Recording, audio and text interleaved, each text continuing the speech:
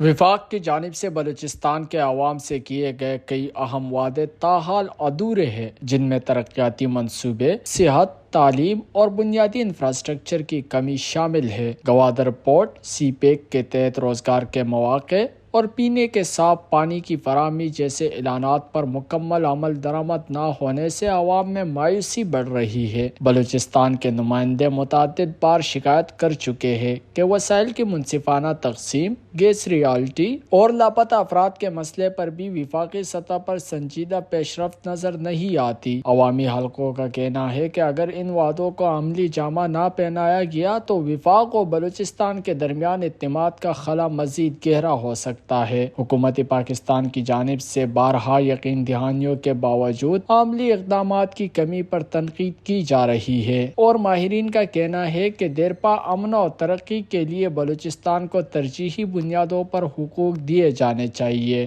ویش نیوز بلوچستان۔